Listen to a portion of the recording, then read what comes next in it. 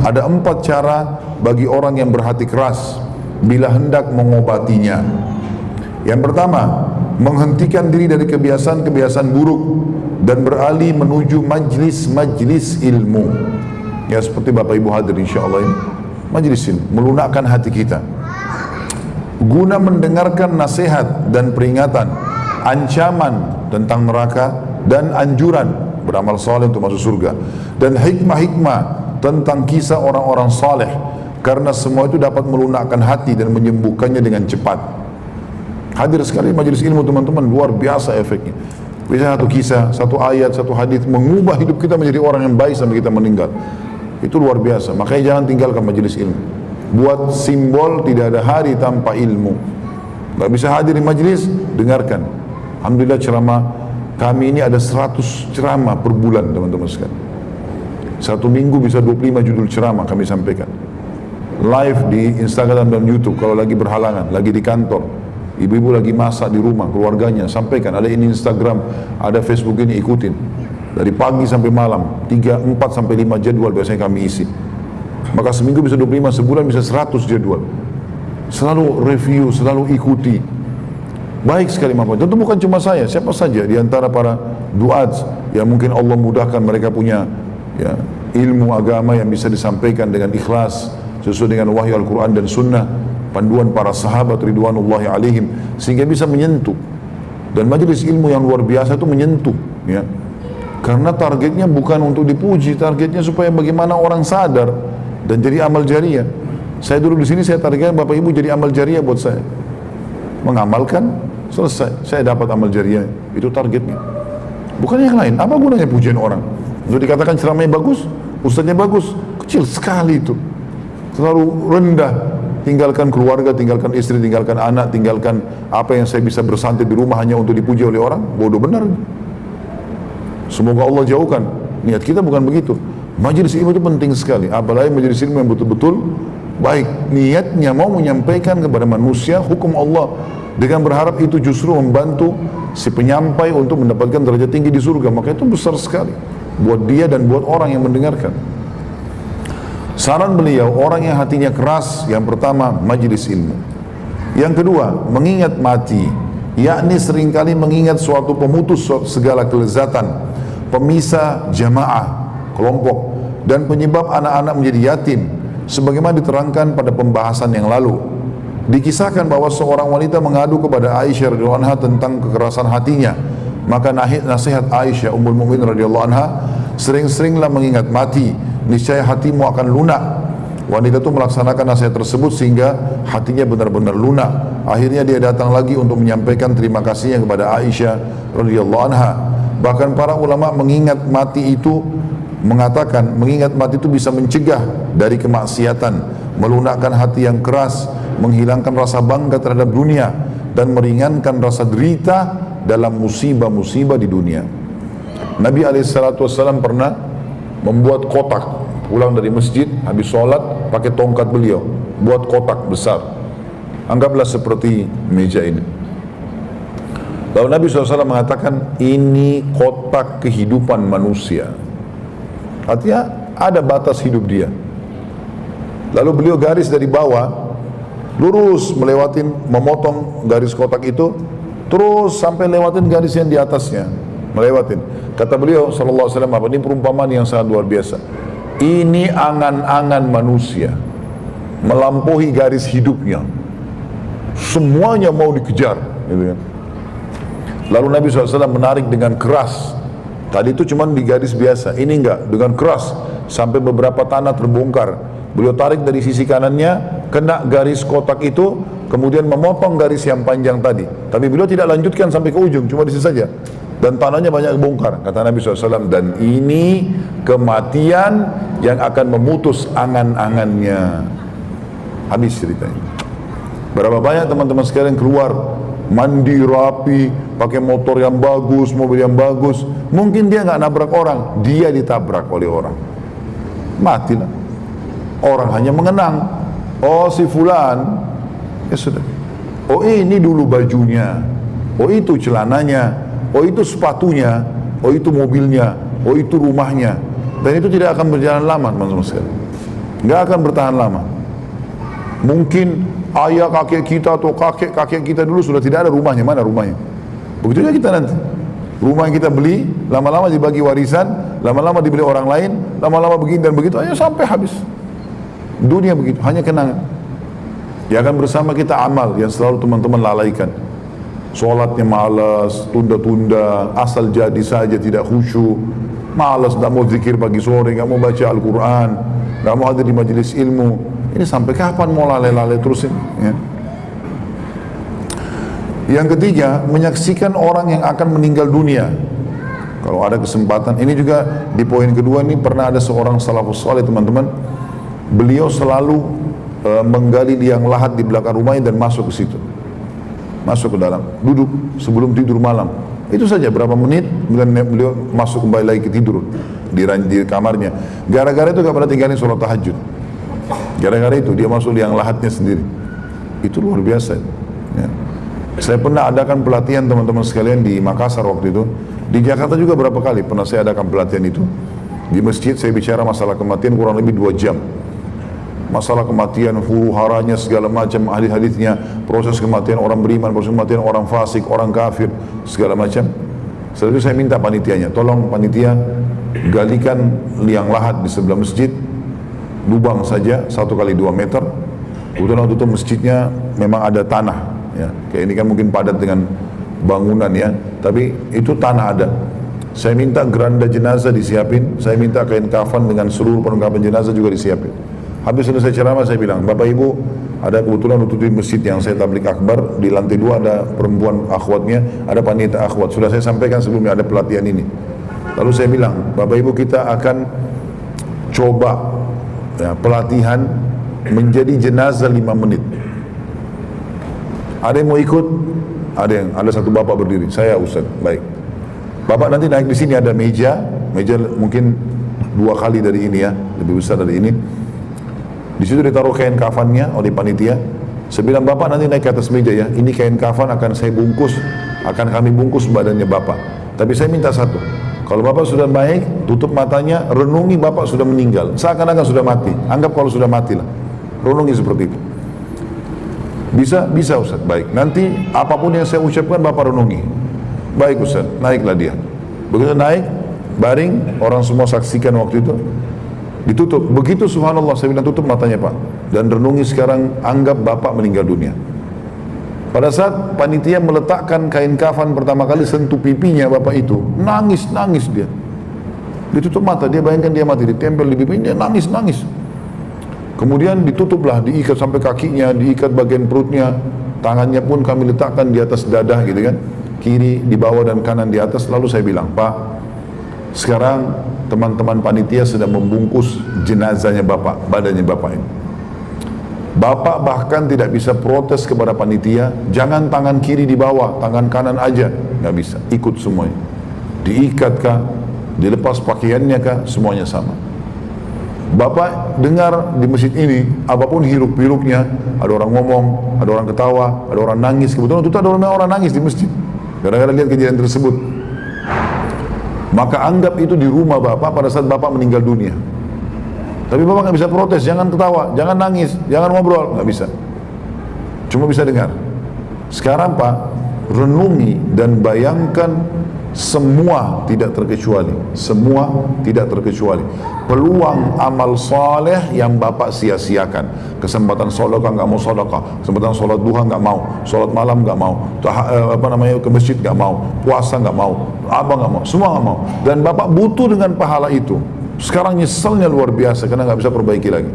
Dan bayangkan semua peluang dosa yang bapak nggak sia-siakan, semua bapak lakukan. Ada kesempatan bohong-bohong, zina-zina, riba-riba, nipu-nipu, semua dibuat. Dan bapak nggak sempat taubat, dan Allah akan hukum bapak sekarang. Itu dia nangis-nangis bapak itu. Luar biasa dia terisak-isak. Sampai banyak jemaah masjid nangis waktu itu.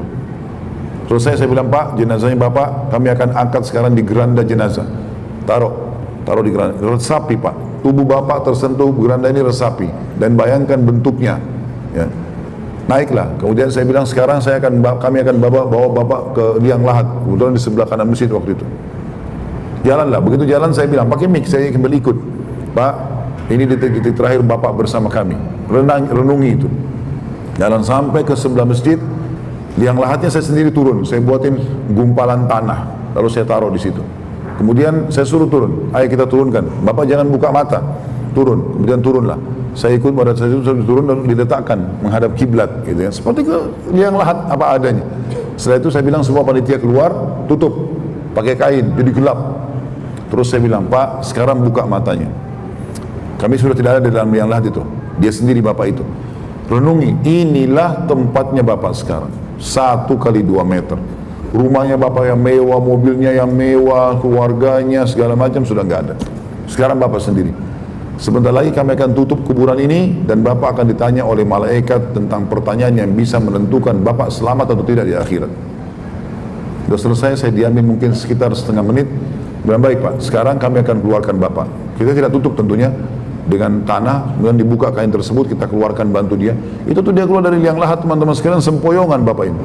Jalan kayak orang pusing itu. Saya pegang, saya bawa ke masjid, bawa di depan mihrab begini, duduk melantai. Duduk kami melantai. Terus saya bilang, Pak, ini Mik, tolong ceritain ke jamaah bagaimana rasanya jadi jenazah 5 menit. Itu dia pegang Mik, gemetar. Ustaz, saya tobat Ustaz, saya durhaka sama orang tua, saya enggak sholat, saya begini. Dia cerita keburukannya sambil nangis, sambil tutup mata, seakan-akan di masjid ini enggak ada orang. Mungkin kalau tidak terjadi itu tadi dia enggak mau ceritain, tapi dia sendiri cerita. Kita tidak minta cerita sebenarnya, cuma pengalaman dia rasakan. Dia merasa menyesal kenapa dia lakukan semua perbuatan itu. Sudah selesai, orang kedua coba, orang ketiga coba, sampai 5-6 orang. Yang akhwatnya ada 1 orang yang coba di atas, ibu-ibu pingsan. Selesai, saya tutup acara, saya mengatakan, Bapak Ibu sekalian, ini cuma pelatihan. Kita masih bisa pulang ke rumah loh. Tapi demi Allah, satu waktu Bapak Ibu dibungkuskan kafan, tidak akan kembali. Sekarang masih ada kesempatan, masih bisa perbaiki kalau ada kesalahan ibadah yang kurang, masih bisa bertobat kalau punya dosa. Kesempatan, jangan sia-siakan itu. Memang begitu teman-teman. Jadi mati itu bisa membuat kita jadi sadar tentang siapa kita, kenapa kita ada di muka bumi ini, pelanggaran kenapa harus kita segera bertaubat darinya, itu harus segera. Yang ketiga yang bisa melunakkan hati manusia selain majelis ilmu dan mengingat kematian adalah menyaksikan orang yang akan meninggal dunia. Kalau tadi kita mengantar jenazah itu, ya. Kalau ini enggak, kita menyaksikan kalau ada orang lagi mau sakarat dan kita kesempatan bisa datang melihatnya, itu bagus sekali.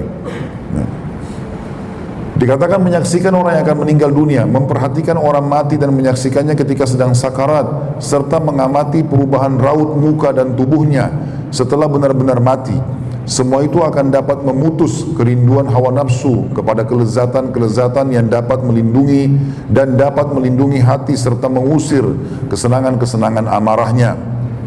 Bahkan menahan pelupuk mata dari tidur, menahan tubuh dari bersenang-senang, dan membangkitkannya untuk terus beramal dengan lebih bersungguh-sungguh. Dikisahkan pula Al-Hasan Al-Basri rahimahullah pernah berkunjung kepada seseorang yang sedang sakit. Ternyata orang itu sedang dalam sakaratil maut. Al-Hasan melihat betapa susah dan pedih yang dialaminya.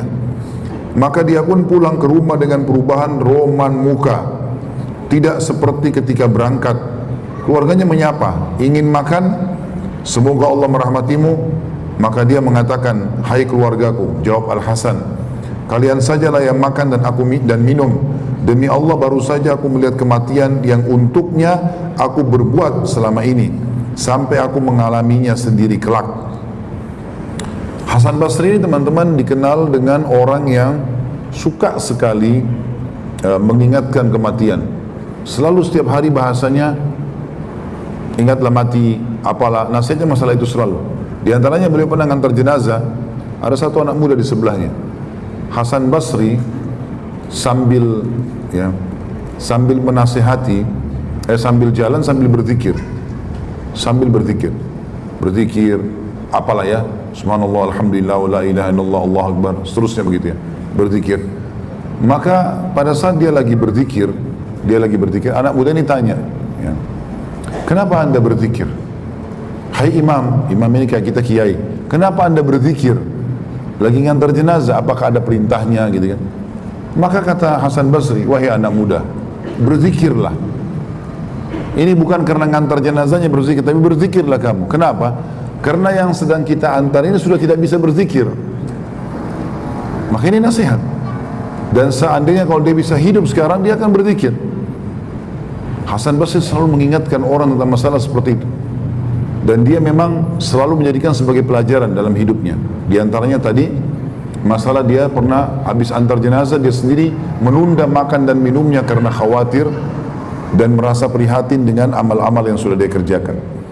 Kata beliau, itulah 3 perkara yang seyogyanya dilakukan oleh orang yang keras hatinya dan selalu berbuat dosa guna mengobati penyakitnya dan mengatasi godaan-godaan syaitan dan tipu dayanya. Jika ketiganya bisa bermanfaat, maka cukuplah.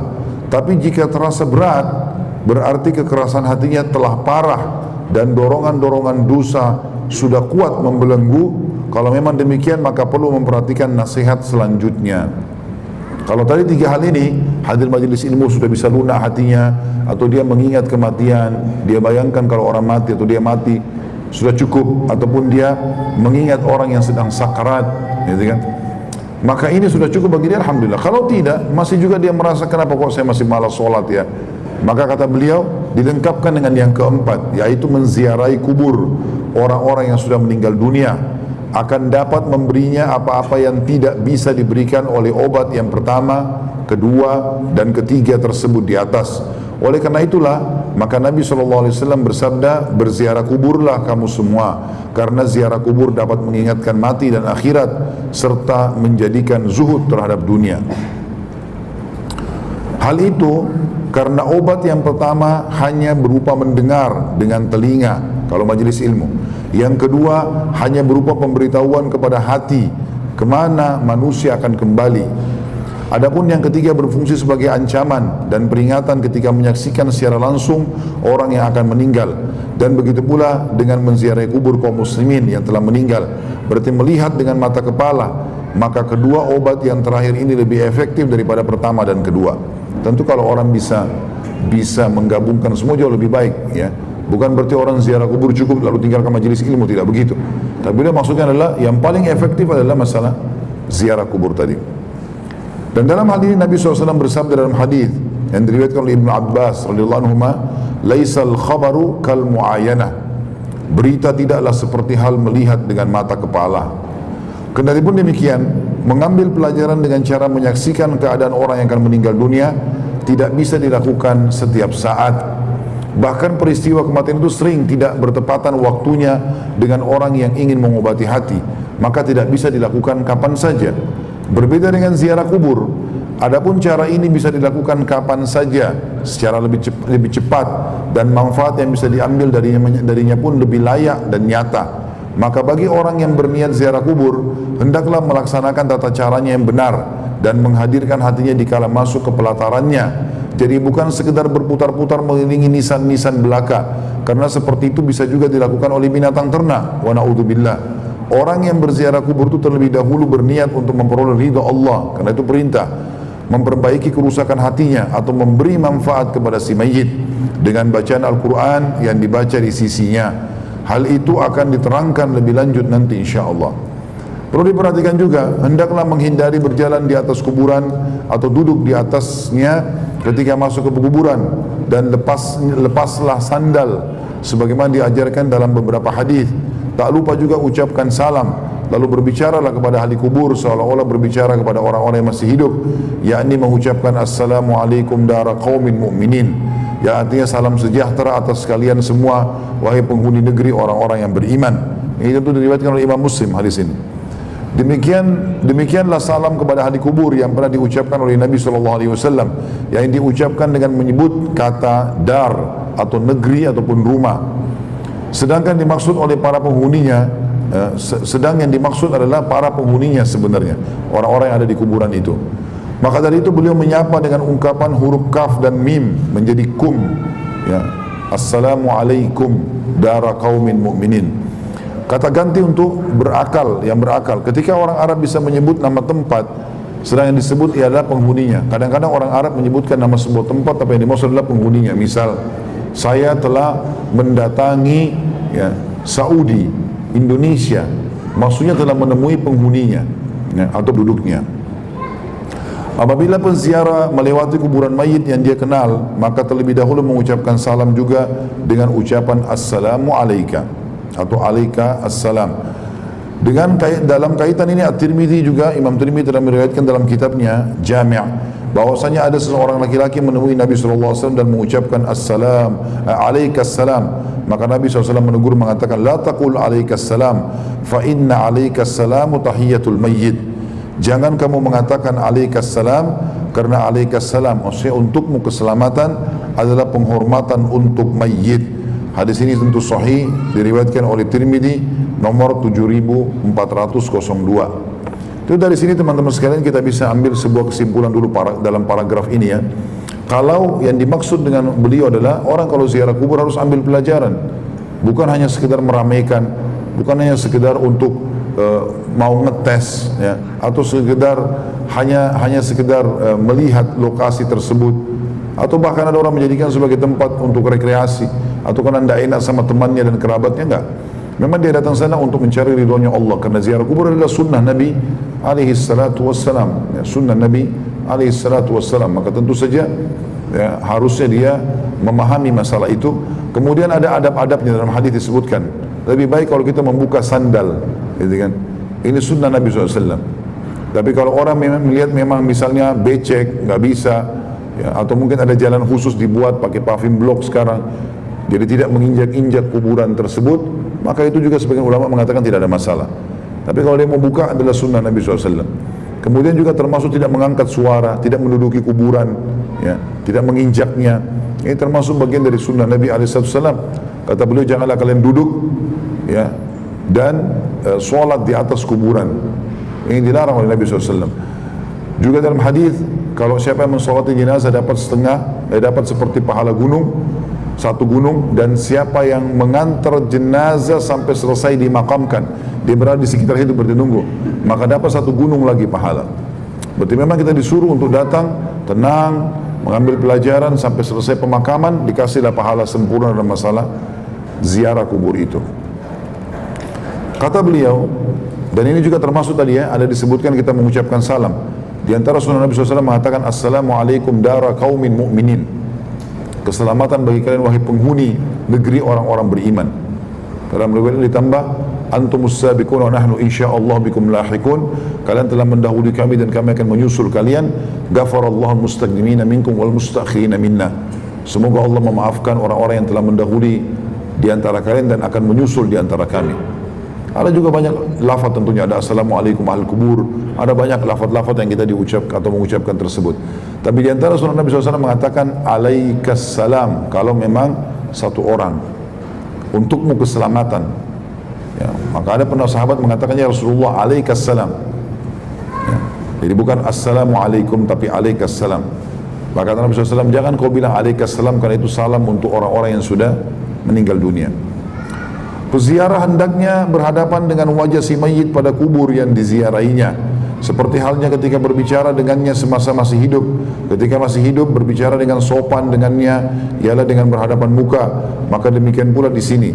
Sesudah itu mengambil pelajaran dari orang yang telah berada di dalam tanah itu, dia sudah terpisah dari keluarga dan para kekasihnya. Adapun sebelumnya dia adalah panglima bala tentara yang memimpin sekian banyak pasukan, bersaing dengan teman-teman dan keluarga lainnya, mengumpulkan harta dan menyimpannya di dalam gudang-gudang. Tiba-tiba datanglah maut pada waktu yang tidak diduga-duga, bersama dengan berbagai kesusahan yang tidak dia inginkan. Maka hendaklah peziarah itu memperhatikan bagaimana keadaan kawan-kawannya yang telah pergi dan mati mendahuluinya. Mereka dulu telah mencapai angan-angan dan berhasil mengumpulkan harta, tapi bagaimanakah angan-angan yang telah mereka raih tiba-tiba terputus, dan harta yang telah mereka kumpulkan ternyata tidak berguna bagi mereka. Debu telah menghapus wajah-wajah mereka yang tampan, anggota-anggota tubuh bercerai-berai dalam kubur, sementara istri-istri mereka tinggal menjadi janda. Anak-anak mereka dirundung kenistaan sebagai anak yatim. Orang-orang yang dulu pernah menjadi pengikutnya kini juga berjalan sendiri-sendiri ke berbagai negeri.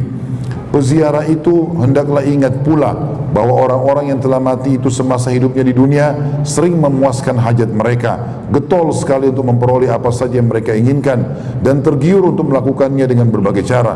Bahkan mereka ingin sekali agar tetap sehat dan awet muda.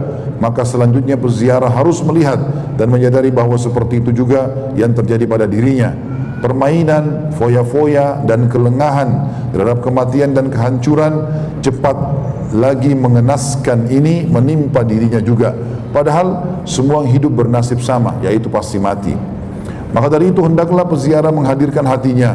Ingatlah, orang yang dulu pergi mondar-mandir memenuhi hasrat-hasrat hatinya, bagaimana kedua kakinya sekarang hancur. Orang yang dulu bersenang-senang melihat apa saja di sekelilingnya, kini matanya meleleh.